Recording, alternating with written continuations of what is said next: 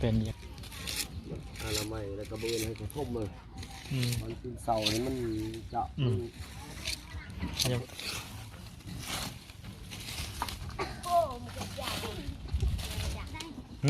ปลาปลาดุกบ่นี่โดยโอ้โหพี่น้องปลาดุกผูให้ได้เอาเนี่ยฮะอยู่หน้าเอามาลินดาไปเอากับลุงปลาน้องลินดาไปเอาโดย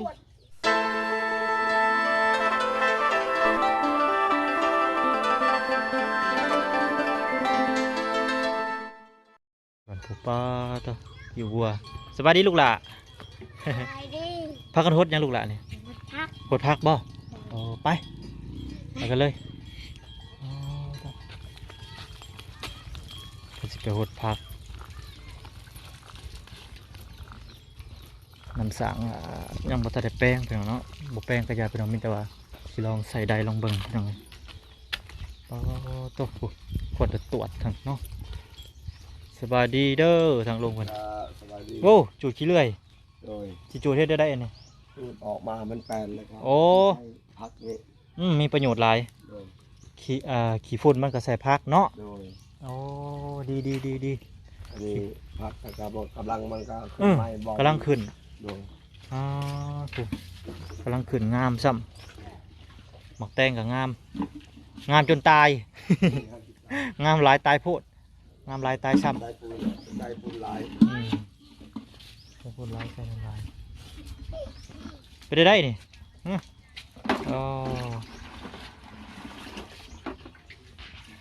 สวัสดีนางน้อยสวัสดีลูกหล่ะโอเคพักกันหดพักแต่เวทเลยเหมือนเนาะดีฮะขุดถมดิน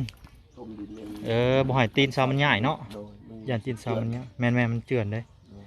ดีไปสั่นละกายเขากวาดออกเบิดเลยมือนี้เขาอนามัยมือนี้เขาอนามัยทำอีกแม่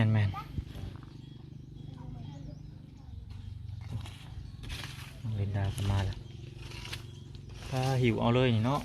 สวัสดีลินดาสักพักเมื่อยโดยผู้ดีพักเมื่อยเลยผู้ดีพักเบิ้งน้องจะกินไม่ได้ปลาดุกบ่นี่โอ้โห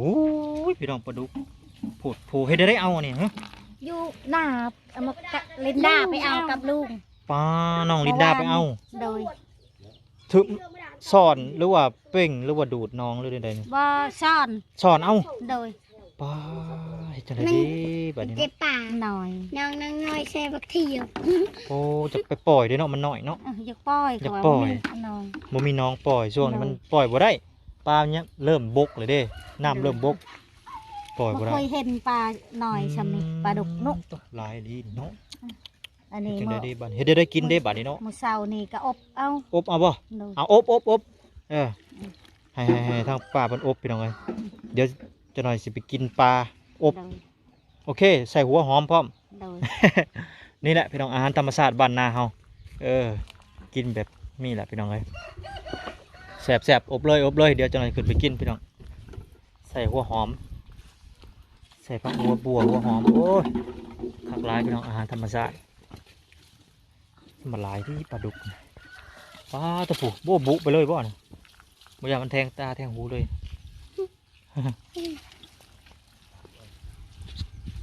จบนี่เฉยนะนุ้ยไปได้ออกทางนั้นอย่าซูดมาลายกว่าบักแตงซูดมาลายบ่ได้เลยอะไรคือยาวไวแต่ว่ามาแป๊บเดียวยาวไวเลยป้อแป๊บเดียวยาวขละขละเลย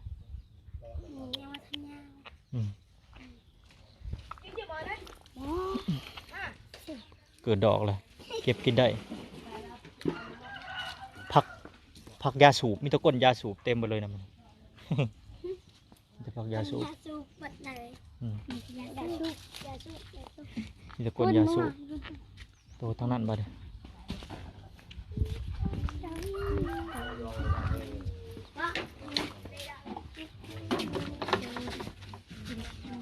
ทำไปพูดบ่ตัวไปหน่อยทำกระถังไปเลยสิเขาได้ไหม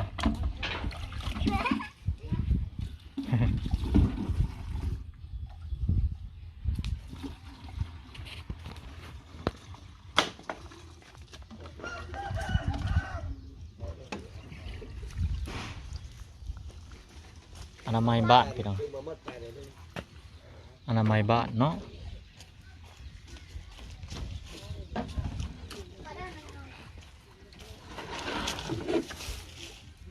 น้องลินดาใบแปด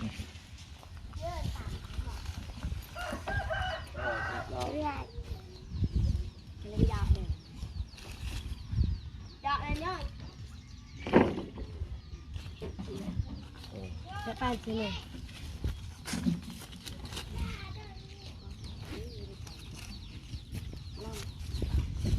เป็นยักษ์จีกตัวนี้มันเป็นแมงเลยจีก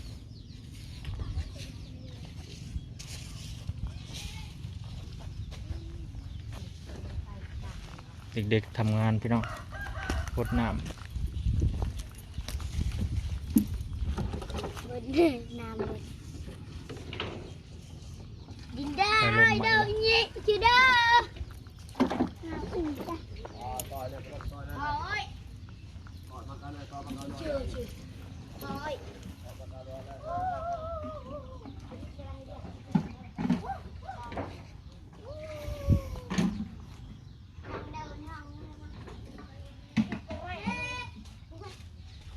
เลือด ไอ้ตัวแม่ก้อยไปกระดึงดึงไป ยัดไปแล้วหน่อย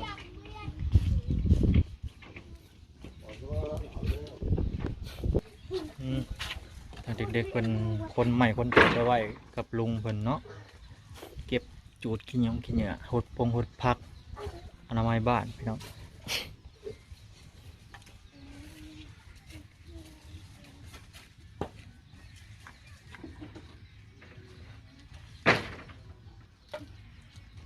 เก็บเป็นเก็บใหม่ วาดเลย จับจับ เลยตาชุดต่อเลยต่อเลย มันจะหมดสละ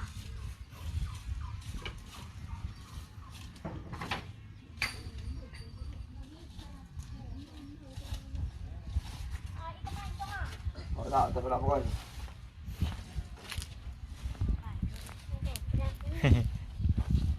เก็บไม่ดูละเก็บถอนโฮมไว้ตัวใดมันจะเป็นไส้กับไส้กวดขี้ยงขี้เหงื่อเป็นยังไงบ้างเนี่ย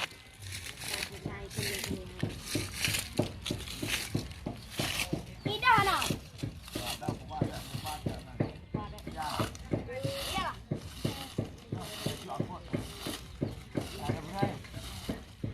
ไม่ได้วาดได้ไม่ได้ได้เลยจบงง วัดอันนี้วัดเลยวัดอะไรไปหน่อย ดูดใส่ต่อตัววาดเยอะแล้วก็จะยาเยอะหมดแล้วไว้ชื่ออะไรไอ้อะไรชื่ออะไร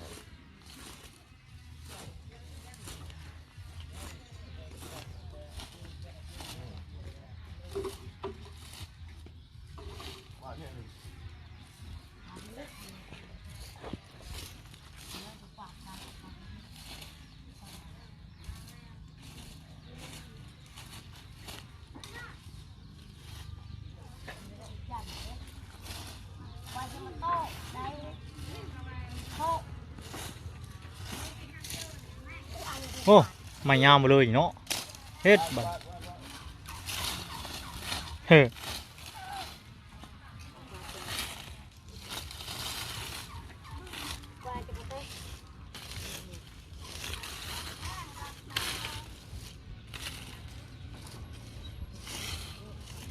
โอ้ขนาดน้ำมาส่งเลยมาส่งน้ำ อีกไปเด้อแม่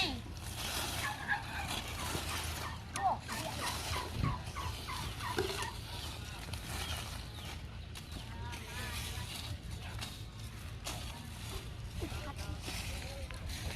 อเคพี่น้องทำนี้น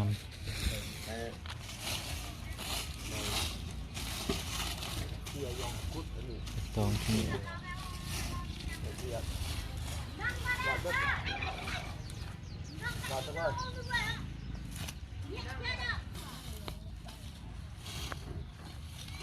Cắt một chút.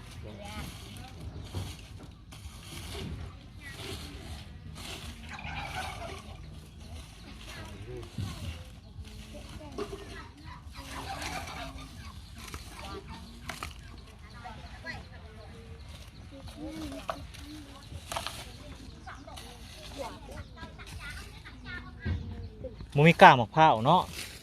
ก้างมะพร้าวยังว่าง่าย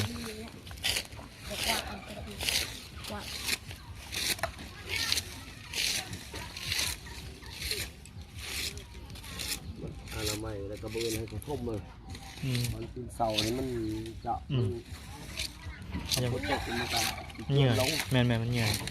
เฉือนลง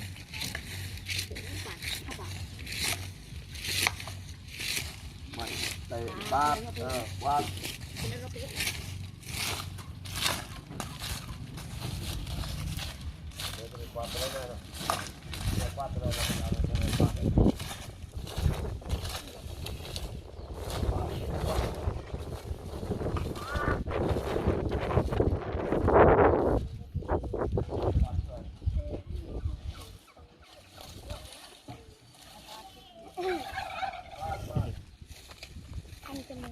ขั้นจมูก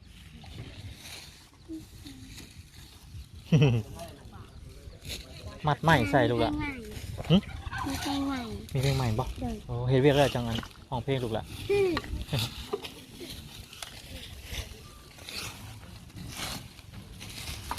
โอ้มันจะใหญ่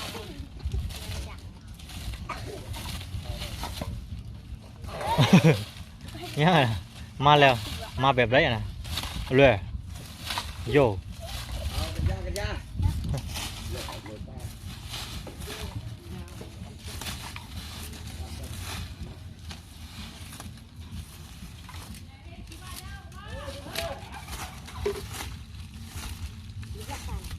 เอาเด้อเอาเด้อบอก เอาหน้า เอาเด้อเอาหน้า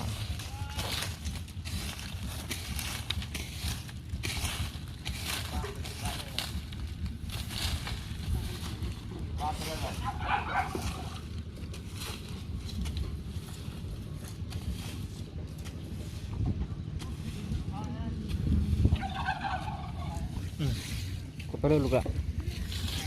บ่มีการเผามีการเผาอย่างว่าใครเนี่ย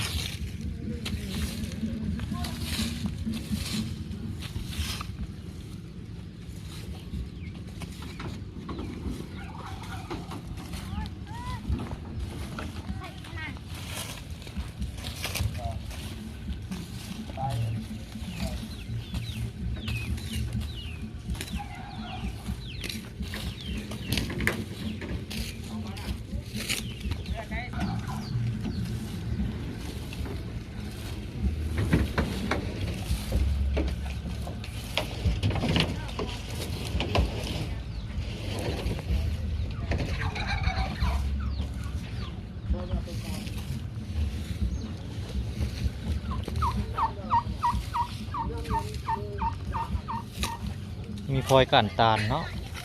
พลอยกันตาลก็ได้เรื่องอยู่เดิ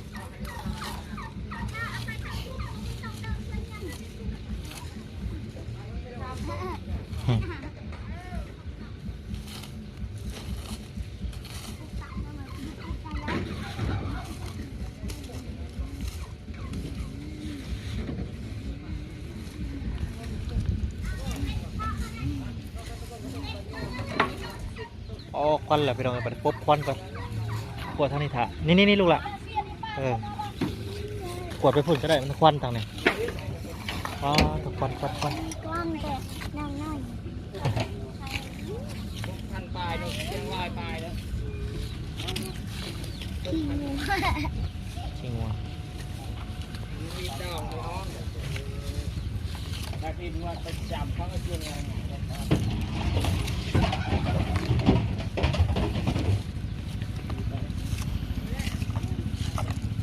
เฮ็ดพลาดเลย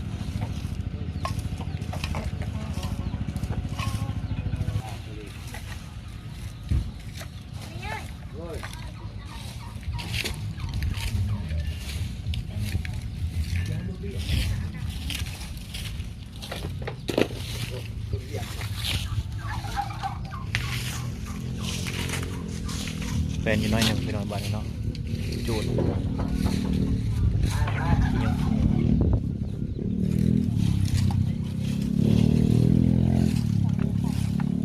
ไม่ยังน่ะเอ้ยรอมันย่อยเด้อย่าลิ้นอยู่อย่าลิ้นมันเหม็นเอาเก็บ หอม หอมอ้าวโอ้ยตายเลยมันเป็นเครื่องมันจักดิบ่หอมมันเป็นจักเลย หอมแดกยาแดกแดกเด้อ โอ้ยบุคิดคิดทำบุคิดบุเล็ดโอ้บุได้เลย แดกยาแดกแดกไปแดกแดก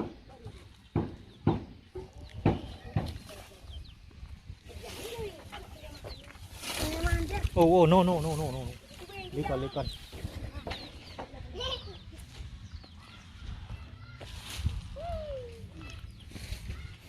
อ่ะโอเคน้องไปน้องเดี๋ยวมืออื่นกะสิเข้าไปเพื่อนน้องไก่ทองเพื่อนพี่น้องเนาะแต่เศร้าๆไปขึ้นซ่านเพื่อนมื้อนี้ก็ถือว่ามาเยี่ยมมายามน้องลินดาน้องกัญญาเพื่อนกะมื้อนี้เพื่อนกะอนามัยจูดกวาดขี้พ่นขี้เหงื่อไว้ไหมน้องพี่น้องไว้ไหมหมอยมันหกมันเหื่อพี่น้องเลยไว้จัดแจงเป็นระเบียบเรียบห้อยพี่น้องเนาะทางบ่หน่อยก็สิขอโตวพ่อแม่พี่น้องกันไปก่อนเอาไว้พบเจอกันอีพีหน้าสำหรับอีพีนี้ก็ขอกล่าวคำว่าสบายดีพี่น้องสบายดี